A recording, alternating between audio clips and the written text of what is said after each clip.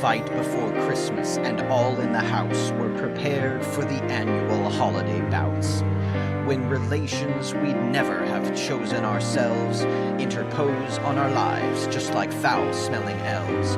First the siblings return from whence currently they dwell, and revert back to teenage versions of themselves. So we put on our stiff lips and thickest of skin as the early arrivals and insults begin. Next the parents appear, and to no one's surprise, the first words that I hear from my father chastise. "Your mother and I raised you better than this," strikes me dead in the face like a cold winter fist.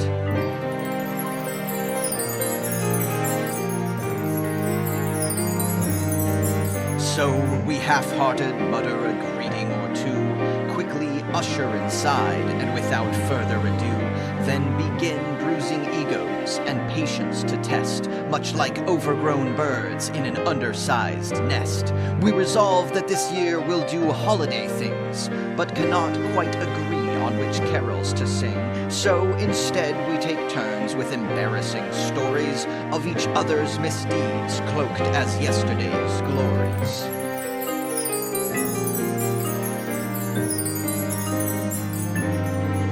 Then, without any warning to everyone's horror, a shameless display of humble bragging takes over, straddling the line between vicarious and obsessive, trading one-ups to prove whose offspring more impressive. And Grandpa, who's getting quite long in the ear, whilst repeating the same old lame jokes as last year, changes course and throws shadows, highlighting the fumbles of adult unwed siblings and unemployed uncles.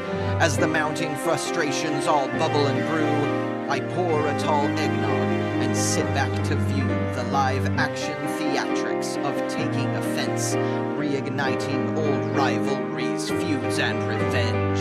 But as much as I'd like to relax by firelight, I give sleeping arrangements and retire for the night. Then, midst dreams packed with conflict, I bite through my pillow, trading sugar plum visions for dueling marshmallows.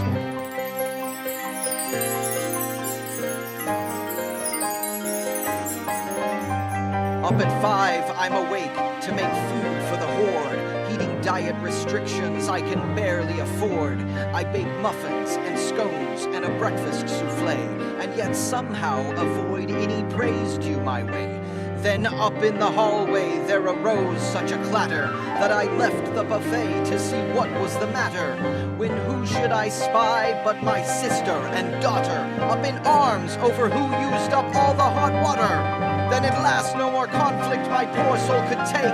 I let loose such a howl that the whole house did shake.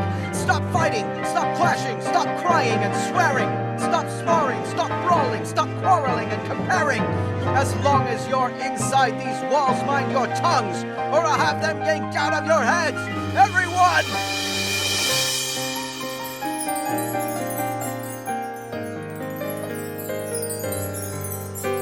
Despite my eruption, it falls on deaf ears. I've no chance of subverting the pattern of years, so the rest of the day is a chaotic blur, filled with backhanded compliments and the occasional slur. Even opening of gifts is a joyless facade, when accompanied by ingrates and self-centered snobs criticizing the menu selection at lunch.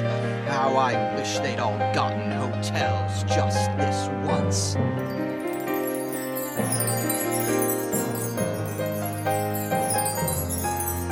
When at last for departure the slouches prepare, and the leftovers vanish with our good Tupperware, then with forced hugs and painfully put on well wishes they shove off, not bothering to help with the dishes. Ma and I shudder, and drained we exhale, then begin with the cleanup, grabbing brooms, mops, and pails. Yet we smile and exclaim as we shed grateful tears, may the holidays only come round.